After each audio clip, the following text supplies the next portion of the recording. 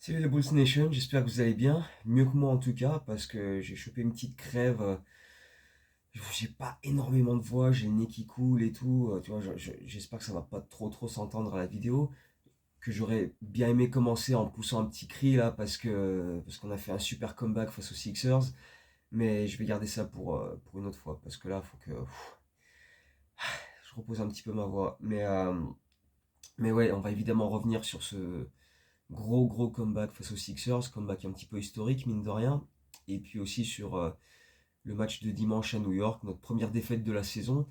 Deux matchs qui sont assez similaires en fait dans ce que les adversaires ont mis en place face à nous, notamment sur le plan physique. Deux matchs aussi qu'on a disputés sans Ayo Dosunmu qui est touché au quadriceps, donc ça peut peut-être expliquer en partie certains manques dans l'intensité qu'on a pu voir sur ces deux matchs. Mais voilà, à New York dimanche dernier, on savait que les Knicks ils allaient réagir, surtout après la défaite 2 jours plus tôt au United Center en NBA Cup. On savait qu'il allait y avoir une réaction de leur part et c'est exactement ce qui s'est passé, notamment d'entrée de jeu avec un Jalen Brunson qui a été chaud bouillant, qui a mis 19 points dans le premier quart-temps avec des 3 points, avec des drives en force.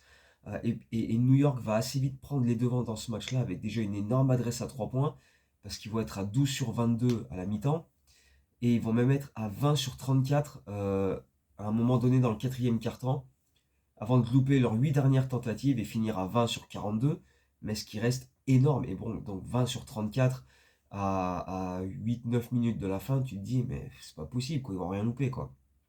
Et, euh, et en vrai, les Bulls ont eu une grosse réussite à 3 points aussi, pour plutôt bien répondre à ça. Ils ont fait 17 sur 40, ce qui est très bien. Mais le problème, c'est que c'est des shoots qu'on a un peu pris par défaut, en fait. Parce qu'on n'a jamais vraiment réussi sur ce match-là à New York à mettre en place le jeu offensif qu'on a montré dans les premiers matchs de cette saison régulière. Avec des attaques, avec les attaques le cercle, avec les cuts, avec les lancers provoqués qu'on arrive à mettre en place habituellement. Là, sur ce match-là, on a tenté que 11 lancers francs. Et New York a fait 22 sur 22, donc ça aide à expliquer un peu la différence. Et ça montre surtout qu'une équipe a joué de manière plus intense que l'autre toute la soirée en fait. Et, et dans les stats, on n'a pas mal joué en fait. On n'a pas fait un mauvais match à New York. On a encore fait 28 passes décisives, 7 joueurs à 10 points ou plus, dont Okoro qui était bon, Matas qui a mis 14 points, Jones qui en a mis 15, Vooch qui a mis 17 points aussi, ou encore le triple-double de Josh Giddey, 23 points, 10 sur 19, 12 rebonds, 12 passes, 2 interceptions. Mais en vrai, on a juste eu du mal défensivement à se mettre au même niveau d'intensité que les Knicks. Et ils auraient été quasiment tout le long du match devant et ils se sont imposés donc 128-116. Mais ouais, on n'a juste pas été en mesure de vraiment répondre aux défis physiques qui nous ont imposés, qui étaient supérieurs à ce qu'ils ont montré 2 jours plus tôt au United Center, où on avait dit d'ailleurs, on avait noté dans la dernière vidéo qu'on se disait, en première mi-temps, ça ressemblait pas vraiment aux Knicks, ce qu'on a vu. Ils ont réagi par la suite, ils sont revenus au score et après on a fait la différence sur la fin. Et là, dès le début de match contre nous au Madison Square Garden, ils ont été beaucoup plus présents et nous, on a eu plus de mal à répondre. Et c'est ce qui a fait la différence à la fin, quoi. Et donc, fin de notre invincibilité, et on attendait donc la réception des Sixers mardi pour se relancer dans un duel entre deux équipes qui étaient à 5 victoires, une défaite, en tête de la conférence Est. Donc quand même, mine de rien, plutôt un duel sympa et attendu. Et en fait, pendant longtemps dans ce match, on a vécu quasiment le même scénario que contre New York, où on a très mal démarré, où on a été bousculé physiquement, et on a été exploité sur nos faiblesses défensives et au rebond. Malgré un Joel Embiid à 2 à l'heure, mais vraiment à 2 à l'heure, il arrive presque pas à arquer, Philadelphie prend 20 points d'avance au bout de 10 minutes, quoi. Notamment grâce à, pardon, avec un Tyrese Maxey qui est intenable, qui claque des 3 points dans tous les sens. Un Kelly Oubre qui sort Matas Bouzelis de son match en le bousculant physiquement. Tu vois, à chaque fois qu'il part en drive, il le bouge, il se met en opposition, il le conteste. Et tu sens que Matas a vraiment du mal à répondre à ça. Sur cette première mi-temps, il est quasiment fantomatique. Il va se réveiller en deuxième, un peu comme le reste de l'équipe, heureusement. Mais c'est vrai que sur la première mi-temps, euh, on le voit pas. Et le reste de l'équipe, c'est un peu la même chose. ils sont à chaque fois battus dans tout ce qui est les hustle play et les rebonds surtout. Les rebonds à la mi-temps, Philadelphie mène 25 à 15 au rebond et 9 à 3 au rebond offensif. Donc on se fait vraiment éclater dans ce domaine-là. Et comme en plus Philadelphie est à 9 sur 17 à 3 points à ce moment-là du match, c'est normal qu'ils aient pris une avance qui a grimpé jusqu'à 24 points au milieu du deuxième quart-temps.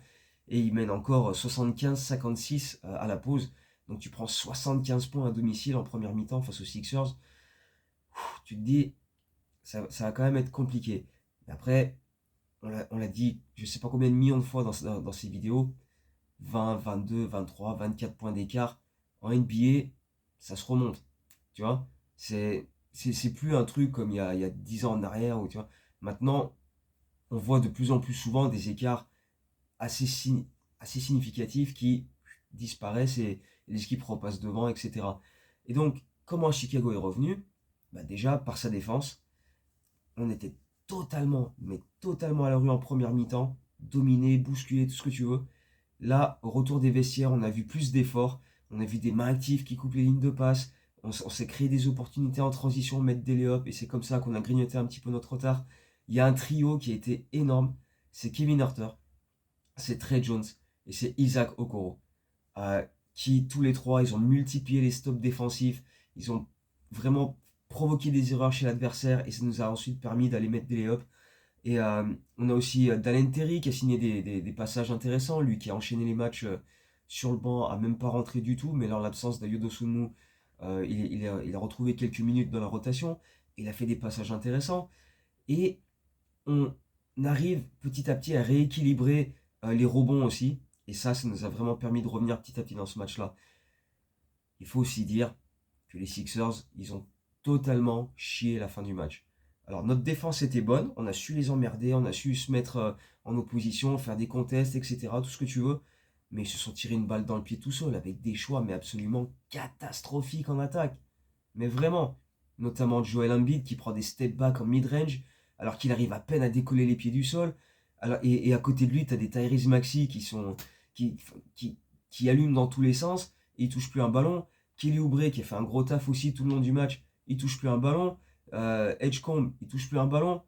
Non, là t'as des ISO pour un bid qui essaie de prendre tous les shoots, qui essaie de faire des passes un peu fancy de temps en temps et à chaque fois il se fait intercepter.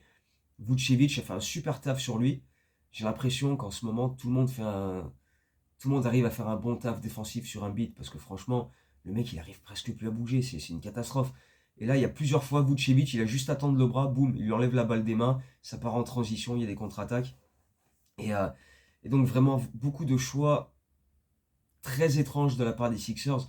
Enfin, je sais pas, Nick Nurse, c'est quand même pas n'importe quel coach NBA, il peut pas se dire à un moment, bon, peut-être passer à autre chose, quoi. Essayer de faire en sorte que quelqu'un d'autre prenne les shoots, quoi. Encore une fois, t'as Maxi qui est énorme à côté, donne pas tous les ballons à Joel Embiid qui arrive pas à bouger, quoi.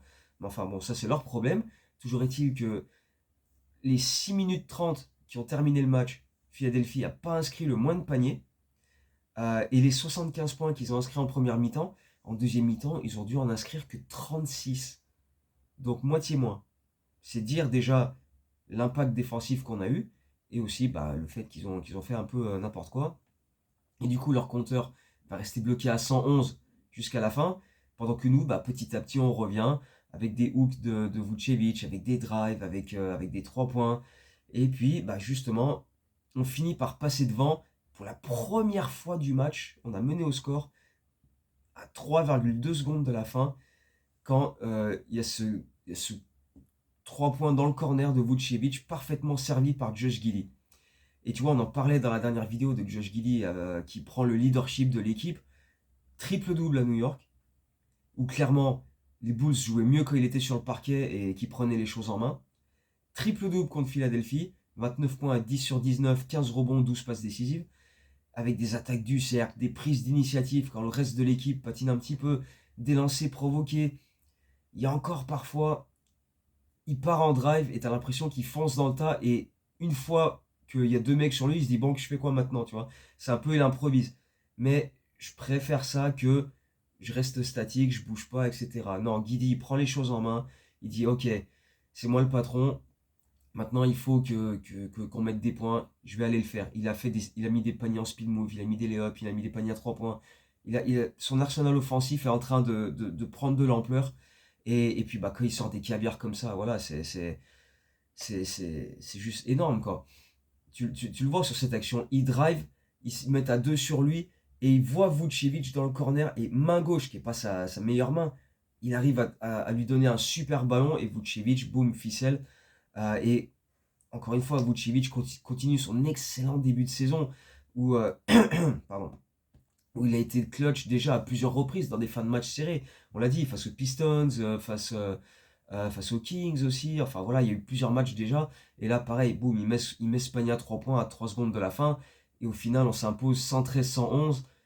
Même si Grims a été totalement démarqué pour prendre un 3 points au buzzer qui aurait pu complètement nous la faire à l'envers. Il était totalement démarqué tête de raquette. Je sais pas ce qu'on a branlé sur les 3 secondes qui restaient, la remise en jeu. On s'est tous regardés comme des cons là. On fait quoi tout seul. Il était tout seul. Bref, on s'en sort très très bien. Et on s'impose donc 113-111 en remontant 24 points de retard. Alors dans l'histoire des Bulls, le record du plus gros comeback, c'est 25 points, qu'on a fait 2 fois. Et derrière, tu as 4 fois, en comptant donc ce match-là, où tu remontes 24 points pour ensuite t'imposer. 4 fois. Et sur ces 4 fois où tu remontes 24 points pour ensuite t'imposer, il y en a 3 face aux Sixers. Donc, je sais pas, est-ce que c'est un hasard un petit peu. C'est comme ça. C'est comme ça. Voilà, les Sixers, voilà, ils ont 24 points d'avance face à nous, ils sont pas sereins, tu vois, je sais pas. C'est quand même la troisième fois de l'histoire qu'on leur fait le coup, donc ma foi, je sais pas. Mais bref, euh, Okoro a sorti son meilleur match pour moi. C'était son meilleur match depuis qu'il est chez nous. Il avait déjà été bon à New York. Un peu plus d'attaque de cercle, un peu plus d'adresse. Euh, et quand je dis un peu plus d'attaque du cercle, c'est aussi un peu plus de choisir le bon moment pour attaquer le cercle. Vraiment, là, je vois que j'ai l'espace. Parce qu'il y a plein de fois en début de saison, il y allait, il se faisait bâcher. Là, c'est voilà, un peu plus. J'arrive à quand même prendre un bon shoot près du cercle, moins contesté, provoquer des fautes, mettre mes lancers francs. Et surtout, un impact défensif. Parce que là, vraiment, sa défense a été top top, des mains actives, du physique pour bloquer les drives, des bons contests, etc. Il est en train de monter en puissance. S'il met ses paniers à 3 points dans le corner, bonus. Mais son impact défensif depuis 2-3 matchs, c'est vraiment de mieux en mieux. Tous les lundis, je fais l'article, le baromètre de la semaine. Là, lundi, je disais que Okoro, on a encore besoin on doit voir un impact de sa part sur le plan défensif. Et c'est ce qu'on a vu contre Philadelphie. Il a été vraiment mieux dans ce domaine-là. Donc pourvu que ça dure, pourvu qu'il continue de monter en puissance. C'était très laborieux au début. Mais là, c'est en train d'être mieux. Donc voilà, pourvu que ça dure et que ça continue dans ce sens-là. Matas Bouzelis, comme on a dit, première mi-temps, fantôme. Deuxième mi-temps, c'était beaucoup mieux. Il était capable d'un peu plus répondre aux défis physiques. Il a attaqué le cercle, il a mis des dunks, il a mis des 3 points importants aussi. Donc d'ailleurs, il est sur une plutôt belle série à 3 points. J'ai plus les chiffres là en tête, mais il avait débuté par 2 sur 10 et depuis, je crois qu'il est à 10 sur 17 ou un truc comme ça. Enfin bref, il est sur une série vraiment, vraiment intéressante. Euh, Comme je disais, Kevin Huerter, Trey Jones, Terry, vraiment impactant en défense. Patrick Williams aussi. Il n'a pas des stats mirobolantes, mais voilà, il a fait des efforts défensifs intéressants aussi. Jalen Smith qui a enchaîné des passages de qualité des deux côtés. Bref, encore une victoire où tout le monde participe, quoi. 6 joueurs à 10 points ou plus sur ce match-là.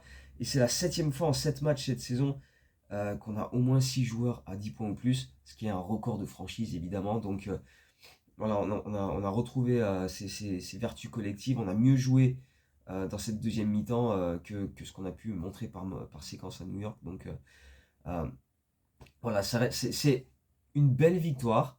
Ça aurait été mieux de ne pas être à moins 24, mais voilà, ça montre quand même une certaine attitude, une certaine volonté de rien lâcher. Et voilà, réaliser un comeback, c'est toujours plaisant, mais c'est quand même mieux de ne pas se retrouver mené de 24 points dès la première mi-temps. C'est quand même tout de suite plus agréable, quoi. Mais bon, bref.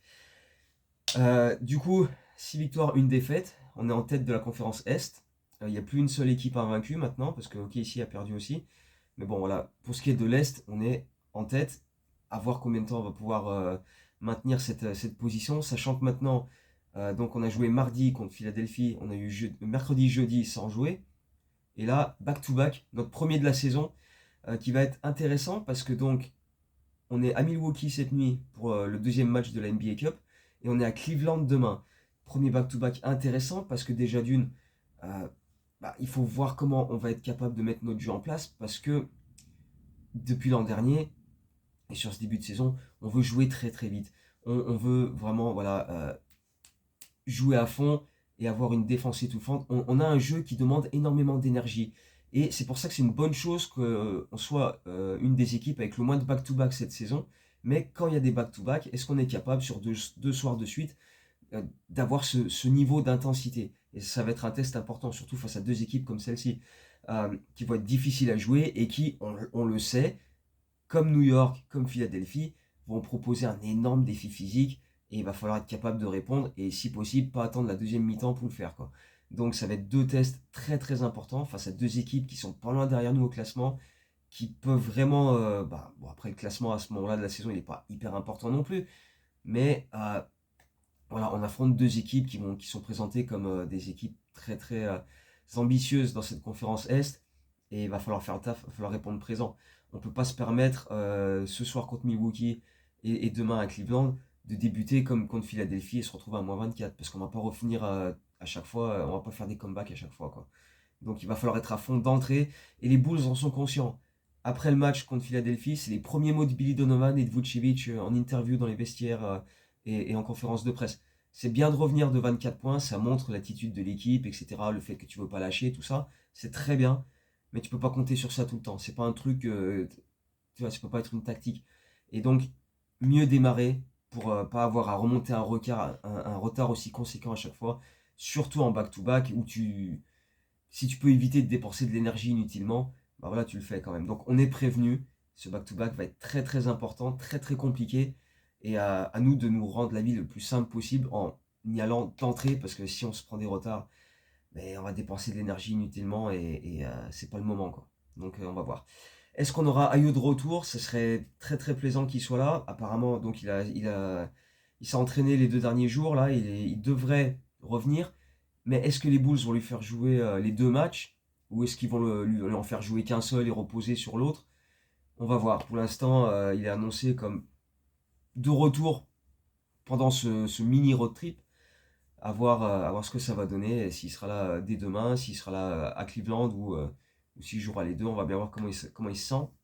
On a eu aussi des nouvelles de Kobe White qui a repris les entraînements en 2 contre 2 avec un petit peu de contact. Maintenant, l'idée, c'est de faire, c'est d'augmenter sa condition physique, parce que forcément, il a pas du tout eu de pré-saison, il n'a pas eu tout ça, donc il est en manque de condition physique, il est en manque de rythme, et donc Billy Donovan expliquait que voilà, la prochaine semaine ou les 10 prochains jours, c'est ce qui va être son axe de travail, c'est vraiment la condition physique, l'endurance, etc. Et il devrait pouvoir revenir sur les parquets et jouer d'ici 2 semaines. C'est ce qu'a dit Billy Donovan. Donc on va voir comment ça va se dérouler. Et très certainement qu'il aura une limite de minutes au départ, le temps de vraiment rentrer dans le rythme, etc. Et voir comment ça se déroule pour lui. Mais en tout cas, lui a été rassurant hier en disant qu'il n'y a pas eu de rechute, qu'il monte en puissance et qu'il se sent bien et qu'il ne devrait plus en avoir pour trop trop longtemps. Donc espérons que ça continue comme ça, qu'il n'y ait pas de rechute et qu'il soit capable de reprendre l'activité et retrouver les parquets le plus vite possible, hein, parce que mine de rien, on va avoir besoin de lui aussi, quoi. Euh, on a eu aussi Noah Essengue qui va faire le voyage avec l'équipe. On sait qu'il avait été envoyé en J-League pour faire leur training camp. Et puis là, il a été rappelé des Windy City Bulls pour faire ce voyage à Milwaukee et Cleveland. Mais il a de fortes chances que dès que les Bulls vont revenir à Chicago, il va retourner avec l'équipe de J-League qui débute leur saison dimanche soir, justement à Wisconsin, face à l'équipe de J-League des Bucks, les Wisconsin Herds. Donc, pour lui, ça va être l'occasion de se dégourdir un peu les pattes parce que à moins de blessures ou à moins de gros blowout, je pense pas qu'il fera ses débuts NBA pendant ce back-to-back à Milwaukee ou à Cleveland. Donc, à voir comment ça va se dérouler pour lui. Mais bon, Je pense qu'on a compris que pour l'instant, c'était pas l'idée de vraiment le mettre sur le parquet. Donc, il va aller en G-League. Il va probablement y rester un certain temps. Donc, on va observer ces matchs-là, voir ce qu'il est capable de faire. Et puis voilà. Mais après, de toute façon, on l'avait dit dès le départ, hein, c'est le deuxième joueur le plus jeune de la ligue. C'est un projet long terme. On se doutait bien qu'il n'allait pas jouer 75 matchs cette saison. Voilà, les Bulls vont le développer petit à petit, prendre le temps. Ils sont pas en train de se dire putain, on a drafté un mec qui est pas capable de. Non, non, non. L'idée, il savait dès le départ, on a besoin de temps pour le développer et c'est ce qu'on va faire. Donc voilà, il y a aucun malentendu, aucun souci à ce niveau-là. C'est juste dans l'ordre des choses. Pour l'instant, il faut qu'il se montre en G-League, qu'il progresse, qu'il s'habitue. Et puis petit à petit, voilà, il pourra un petit peu prendre ses marques et peut-être intégrer la rotation plus tard dans la saison s'il y a des blessures, etc. Mais bon, en attendant, ce sera de la G-League essentiellement pour lui et nos trois joueurs en two-way contract. Donc voilà, back-to-back cette nuit, qui débute cette nuit à Milwaukee et à Cleveland demain. On se retrouve après ça, en espérant que ça aille un peu mieux, que j'ai un peu plus de voix. Et puis voilà, on va débriefer ce back-to-back en espérant être à 2-0 en NBA Cup. Et puis si tu es en 2-0 en gagnant à Milwaukee, sachant que derrière, il te reste Miami et Charlotte dans la NBA Cup, tu peux être plutôt ambitieux. Tu peux te dire c'est pas mal. Donc voilà, si on peut gagner ce soir à Milwaukee, c'est quand même une belle opération pour la suite du tournoi. Après tout, pourquoi pas essayer d'aller un peu loin dans cette NBA Cup, hein. Maintenant qu'il est là, cette coupe, autant essayer de la jouer à fond et je sais pas, de la gagner, j'en sais rien, mais au moins tenter notre chose, quoi. Qu'est-ce qu'on a à y perdre de toute façon. Donc voilà, on va voir ce que ça va donner. Et puis on se retrouve après ce back-to-back pour débriefer tout ça, sachant qu'après on aura les Spurs lundi, les Pistons mercredi, donc ça va pas encore être simple cette histoire. Mais bref, on n'est pas encore là. On va se soigner et puis on se retrouve très bientôt. Ciao, go Bulls.